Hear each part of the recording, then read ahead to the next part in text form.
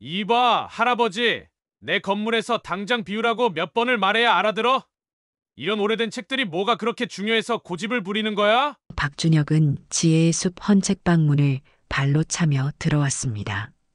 김영수 할아버지는 책 정리를 하던 손을 멈추고 고개를 들었습니다.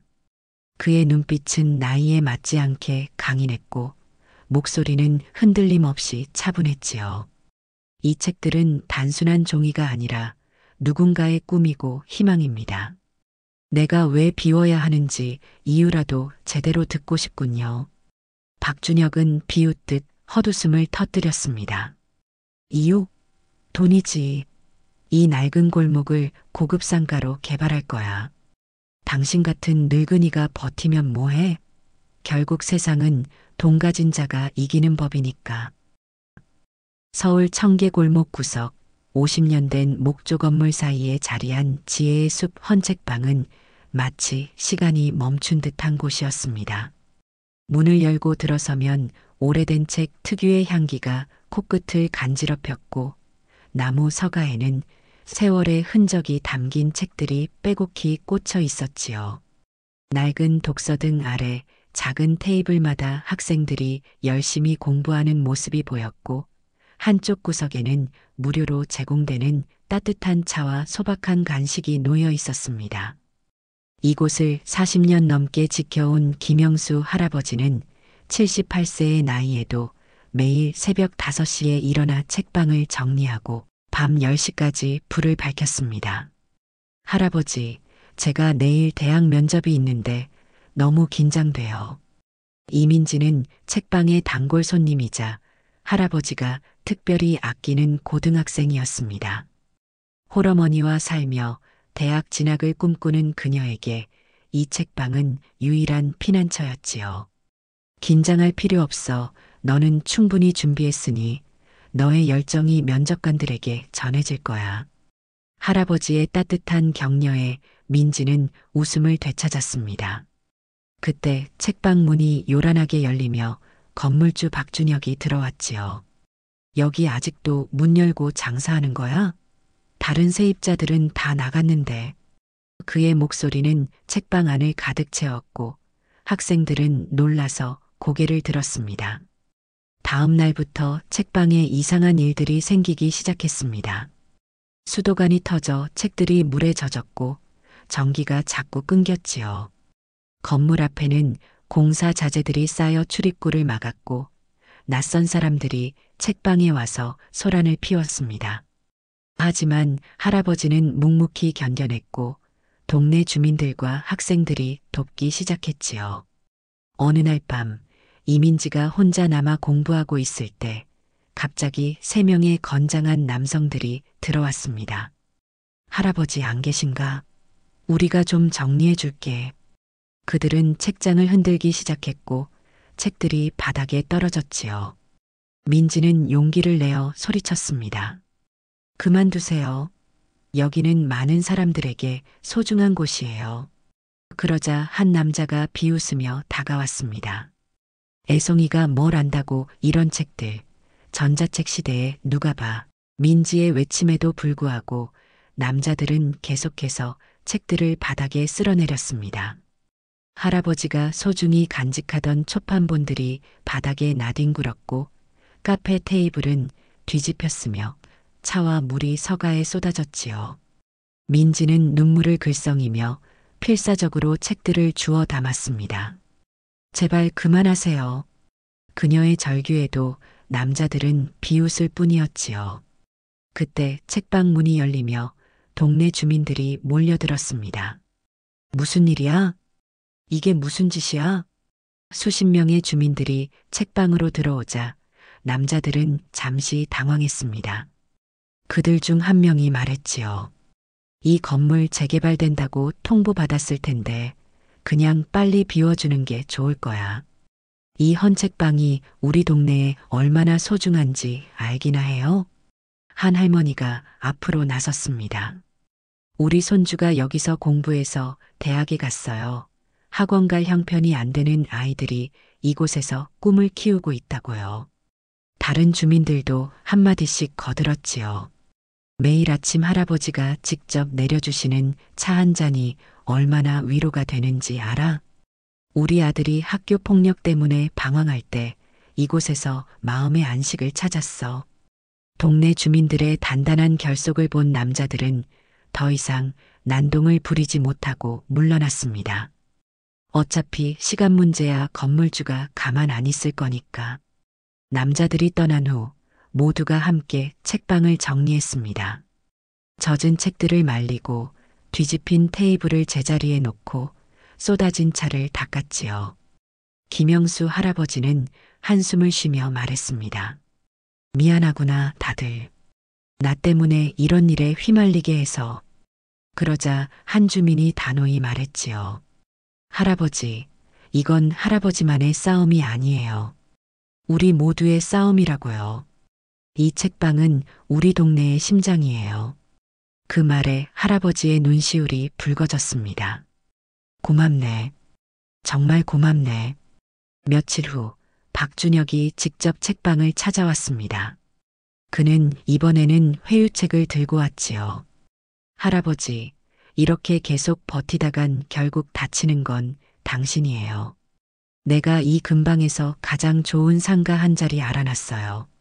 거기로 옮기면 어때요? 보상금도 더 드리고. 할아버지는 고개를 저었습니다. 이 자리에 40년 넘게 있었네. 이 책방의 가치는 돈으로 매길 수 없어. 그리고 단순히 장사하는 곳이 아니야. 박준혁의 얼굴이 순간 일그러졌지요. 마음대로 해봐. 당신 같은 노인네가 무슨 힘이 있다고 버티나? 일주일 안에 나가지 않으면 이 건물을 강제로 철거하겠어. 박준혁이 주먹으로 테이블을 내리치자 책방 안의 학생들이 놀라 뒤를 돌아보았습니다. 김영수 할아버지는 차분하게 박준혁을 바라보며 말했지요. 그렇게 하고 싶으면 해보게. 하지만 그 결과에 대해서는 자네가 책임져야 할 것이네. 할아버지의 평온한 태도가 박준혁을 더욱 격분시켰습니다. 그는 책장 위의 책들을 손으로 휘저으며 바닥에 떨어뜨렸지요. 이런 쓸모없는 책들, 누가 보나? 시대가 변했어. 아날로그는 이제 끝났다고. 할아버지는 말없이 박준혁이 떨어뜨린 책들을 하나하나 주워 다시 책장에 꽂았습니다. 그의 손길은 아직도 젊은이 못지않게 힘이 있었지요. 할아버지, 조심하세요. 그 사람이 뭔가 크게 버릴 것 같아요. 민지가 걱정스럽게 말했습니다. 할아버지는 미소를 지으며 대답했지요. 걱정 마라. 내가 이렇게 오래 살면서 배운 게 하나 있다면 정의는 항상 승리한다는 거란다. 그날 밤 민지가 집에 간 후 할아버지는 오랫동안 사용하지 않았던 휴대전화를 꺼냈습니다. 그는 단 한 사람에게 전화를 걸었지요. 장 부사장 나야. 이제 움직일 때가 됐어.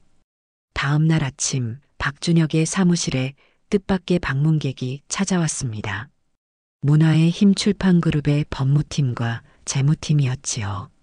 그날 하루 종일 박준혁에게는 악몽 같은 일들이 벌어졌습니다. 우선 그의 프로젝트 주요 투자자들이 갑자기 계약을 철회했지요. 이어서 은행에서는 대출 심사가 보류되었다고 통보했습니다. 박준혁은 혼란에 빠져 헌책방으로 달려갔지요. 이 노인네, 뭔가 꾸민 거지? 도대체 뭘 한 거야? 그가 책방 문을 걷어차며 들어섰을 때 그곳에는 예상치 못한 광경이 펼쳐져 있었습니다. 김영수 할아버지는 평소에 낡은 옷이 아닌 고급스러운 정장 차림이었고 그 주위로 10여 명의 정장 입은 남성과 여성들이 서 있었지요. 그들은 모두 문화의 힘 출판그룹의 임원들이었습니다. 이 책방은 내게 단순한 가게가 아니라 삶의 의미였네. 김영수 할아버지의 차분한 목소리가 책방 안을 채웠습니다. 박준혁은 아직도 충격에서 벗어나지 못한 채 의자에 주저앉아 있었지요. 어린 시절 나는 이런 책방 한 구석에서 꿈을 키웠어. 굶주림을 견디며 책을 읽던 그 시간이 나를 오늘에 이르게 했지.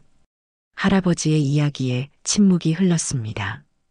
이민지는 눈물을 참으며 할아버지를 바라보았고 장서진 부사장을 비롯한 임원들은 경의를 담아 고개를 끄덕였지요.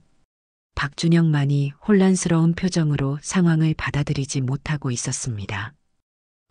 그래서 어쩌겠다는 겁니까?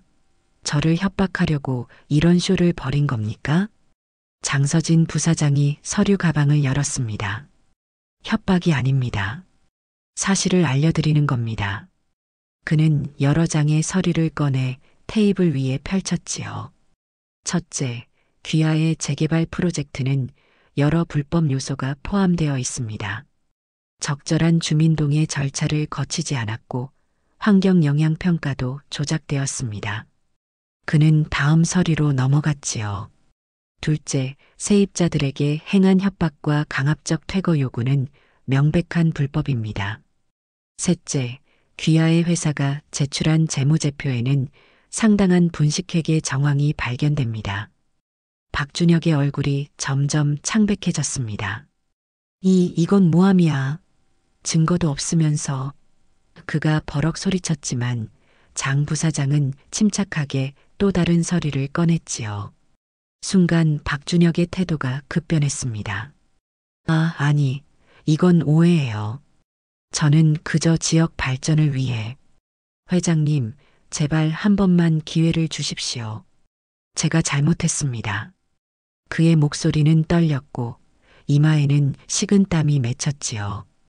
김영수 할아버지는 그를 가만히 바라보았습니다. 박 사장, 나는 자네를 벌주려는 게 아니야. 다만 이 골목이, 이 책방이 얼마나 많은 사람들에게 소중한지 알아주었으면 해서 그래. 할아버지는 의자에서 일어나 천천히 책장 사이를 걸었지요. 이 책들은 단순한 종이가 아니야. 누군가의 꿈이고 희망이고 미래지. 이 공간은 단순한 건물이 아니라 사람들의 삶과 기억이 담긴 곳이야. 할아버지의 말에 이민지가 용기를 내어 앞으로 나섰습니다. 저에게 이 책방은 집보다 더 편안한 곳이었어요. 저희 엄마는 저를 혼자 키우시느라 늘 늦게까지 일하셨고, 저는 이곳에서 공부하고 책을 읽고 할아버지에게 인생 상담도 받았어요. 이곳이 없었다면 저는 지금 대학 진학의 꿈조차 꾸지 못했을 거예요. 민지의 진심 어린 고백에 책방 안의 공기가 무거워졌지요. 이어서 또 다른 학생들도 자신들의 이야기를 들려주기 시작했습니다. 학교 폭력에 시달리다 이곳에서 위로받았던 고등학생, 경제적 어려움으로 학원을 다니지 못해 이곳에서 공부했던 중학생, 글을 쓰는 꿈을 키우며 할아버지에게 조언을 구했던 대학생까지. 그들에게 지혜의 숲은 단순한 헌책방이 아니라 꿈과 희망의 공간이었지요. 박준혁은 점점 자신감을 잃어갔습니다. 그가 쫓아내려 했던 이 낡은 책방이 얼마나 많은 사람들에게 소중한 곳인지 비로소 깨달았지요. 그래서 어떻게 하자는 겁니까? 그가 겨우 입을 열었습니다. 김영수 할아버지는 미소를 지으며 대답했지요. 재개발은 필요해. 하지만 사람들의 삶과 기억을 밀어버리는 방식이 아니라 그것을 소중히 지키면서 더 나은 공간으로 만드는 방식으로 말이지. 할아버지는 테이블 위에 놓인 청사진을 펼쳤습니다. 그것은 완전히 새로운 재개발 계획이었지요. 문화의 숲이라 이름 붙여진 이 프로젝트는 청계골목을 현대적으로 리모델링하되 역사적 가치가 있는 건물들은 보존하는 방식이었습니다. 이 프로젝트는 단순한 상업 공간이 아니라 책과 문화가 어우러진 복합 문화 공간이 될 거야. 헌책방은 그대로 유지하되 더 넓은 공간으로 확장하고 작은 도서관과 청소년 문화센터, 작가들을 위한 창작 공간까지 함께 할 거야. 골목의 정치와 역사는 지키면서도 더 많은 사람들이 문화를 즐길 수 있는 곳으로 만들고 싶네. 할아버지의 비전을 듣고 있던 모두의 얼굴에 감동의 빛이 어렸습니다. 박준혁조차 입을 다물지 못했지요. 이런 방식의 재개발은 그가 상상해 본 적 없는 것이었습니다. 그리고 박 사장, 할아버지가 계속해서 말을 이었지요. 이 프로젝트에 자네도 함께하면 어떻겠나? 물론 합법적인 방식으로 말이야. 그 말에 모두가 놀랐고 박준혁은 당황해 입을 열지 못했습니다. 사람은 누구나 실수를 할 수 있어. 중요한 건 그 실수를 인정하고 바로잡으려는 의지지. 꿈을 포기하지 마라. 그대들의 미래가 이 책 속에 있다. 김영수 할아버지의 말이 새롭게 단장한 지혜의 숲 개관식장에 울려 퍼졌습니다. 1년이 지난 후 청계골목은 완전히 달라진 모습이었지요. 오래된 건물들은 그대로 보존되었지만 내부는 현대적으로 리모델링 되었습니다. 지혜의 숲은 이제 골목 전체를 아우르는 대형 복합문화 공간이 되었지요. 헌책방은 중심에 그대로 남아 있었고 그 주위로 도서관, 스터디 카페, 작가 창작실, 청소년 문화센터가 들어섰습니다. 개관식에는 지역 주민들과 학생들, 그리고 많은 언론인들이 참석했지요. 모두가 궁금해했습니다. 왜 대기업 회장이 정체를 숨기고 작은 헌책방을 운영했는지. 저는 어린 시절 전쟁고아로 거리에서 살았습니다. 김영수 할아버지는 천천히 자신의 이야기를 시작했지요. 추운 겨울날 배가 고파 거의 쓰러질 뻔했을 때 한 서점 주인이 저를 불러 따뜻한 차와 빵을 주셨습니다. 그리고 말씀하셨지요. 책을 읽고 싶으면 언제든 와도 좋다. 단 손은 깨끗이 씻고 오너라. 그때부터 저는 그 서점에서 수많은 책을 읽으며 꿈을 키웠습니다. 할아버지의 눈에 옛 기억이 떠올랐지요. 그 책들이 저에게 다른 세상을 보여주었고 꿈을 꾸게 해주었습니다. 책 한 권이 한 아이의 인생을 바꾸는 것을 저는 몸소 경험했지요. 할아버지는 천천히 걸어 이민지에게 다가갔습니다. 이제 대학생이 된 그녀는 감격에 찬 눈으로 할아버지를 바라보고 있었지요. 저는 성공한 후에도 그 기억을 잊지 않으려 했습니다. 회사가 커지고 돈이 많아질수록 오히려 제 뿌리를 잊을까 두려웠지요. 그래서 처음에는 주말마다 몇 시간씩, 나중에는 은퇴 후 완전히 이곳으로 내려와 헌책방을 운영했습니다. 저처럼 책을 통해 꿈을 키우는 아이들이 더 많아지길 바라는 마음에서요. 그의 진심 어린 고백에 청중들 사이에서 잔잔한 박수가 터져나왔습니다. 그것은 단순한 성공 스토리가 아니라 세대를 넘어 이어지는 나눔과 희망의 이야기였지요. 이제 지혜의 숲은 단순한 헌책방이 아니라 지역사회의 중심이 되었습니다. 이곳에서는 매일 다양한 문화 프로그램이 진행되었고 청소년들을 위한 멘토링과 장학 프로그램도 운영되었지요. 특히 경제적으로 어려운 학생들이 무료로 이용할 수 있는 공간과 프로그램이 많았습니다. 박준혁도 생각보다 빨리 적응했지요. 그는 할아버지의 제안을 받아들여 프로젝트의 실무를 맡았고 자신의 개발 경험을 선한 방향으로 활용하는 법을 배우고 있었습니다. 처음에는 그저 돈벌이로만 생각했는데 이렇게 의미 있는 일에 참여하게 되어 제 인생이 달라진 것 같습니다. 그의 고백은 진심이었지요. 어느 날 저녁 이민지는 새롭게 단장한 책방의 구석에서 조용히 책을 읽고 있는 할아버지를 발견했습니다.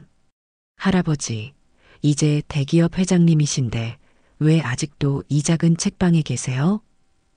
할아버지는 책에서 눈을 떼지 않고 미소 지었지요. 내가 회장이기 전에 이미 책을 사랑하는 사람이었으니까. 게다가 이곳이 나에게는 가장 편안한 곳이란다. 그러고는 책장을 넘기며 조용히 덧붙였습니다.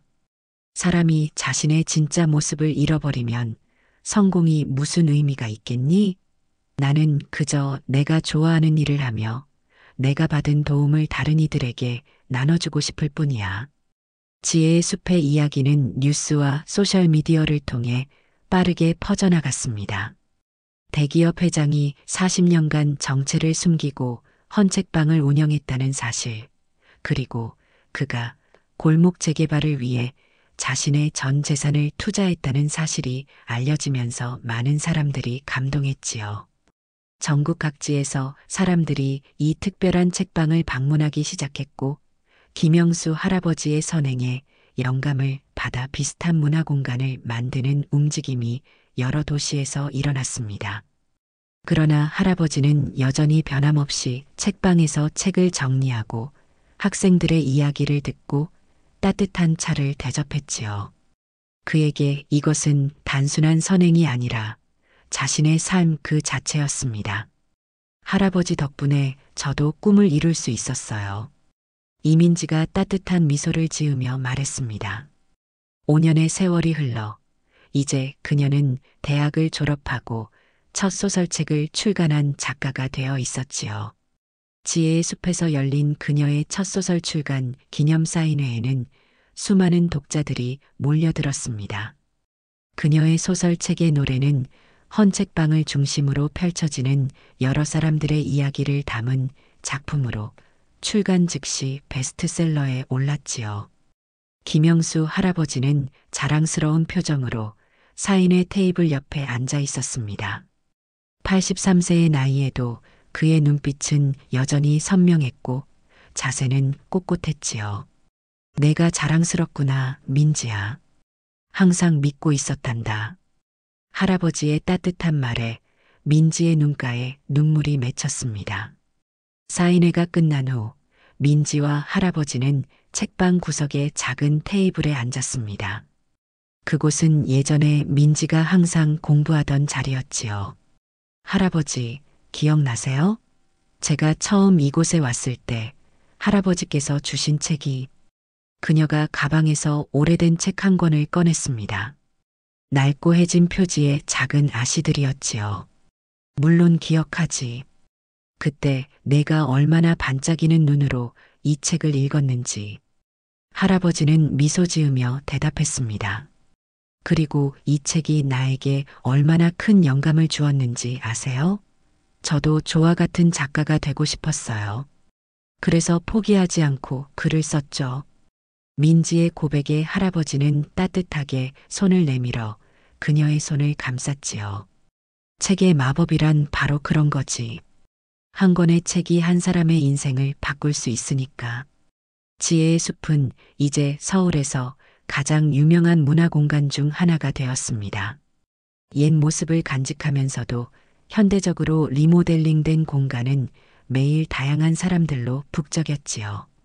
학생들은 스터디 공간에서 공부했고 작가들은 창작실에서 글을 썼으며 동네 어르신들은 카페에서 차를 마시며 담소를 나눴습니다.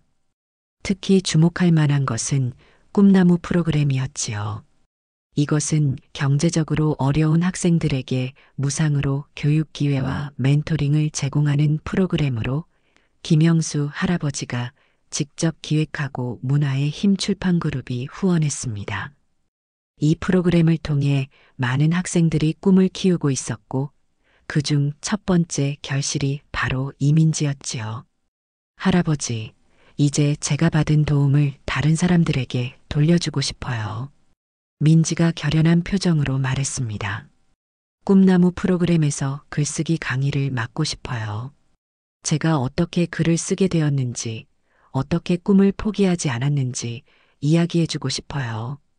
할아버지는 기쁜 표정으로 고개를 끄덕였지요. 내가 그런 마음을 가지고 있다니 기쁘구나. 받은 도움을 다시 나누는 것, 그것이 바로 내가 가르치고 싶었던 가장 중요한 가치란다. 민지는 감격에 찬 눈으로 할아버지를 바라보았습니다. 그녀에게 할아버지는 단순한 멘토를 넘어선 삶의 나침반이었지요. 할아버지, 제 첫 책을 할아버지께 바치고 싶어요. 제 인생을 바꿔주신 분이니까요. 그날 밤 책방에 불이 꺼진 후에도 할아버지와 민지는 오랫동안 이야기를 나눴습니다. 민지는 자신이 쓰고 있는 새 소설의 구상을 들려주었고 할아버지는 인생의 지혜를 나누었지요. 창밖으로 달빛이 흘러들어오는 고요한 밤, 이들 사이에는 책을 통해 맺어진 특별한 인연이 흐르고 있었습니다. 민지야, 세상을 바꾸는 건 거창한 일이 아니란다. 한 사람의 마음을 움직이는 것, 그것이 시작이지. 내가 쓴 책이 단 한 명의 마음에라도 희망을 심어준다면 그것으로 세상은 이미 조금 더 나은 곳이 된 거야. 할아버지의 말에 민지는 고개를 끄덕였습니다. 그녀는 이제 할아버지의 뜻을 이어받아 또 다른 꿈꾸는 영혼들에게 책의 마법을 전할 준비가 되어 있었지요. 창밖에서 새벽이 밝아오며 지혜의 숲에는 또 하루의 희망이 시작되고 있었습니다.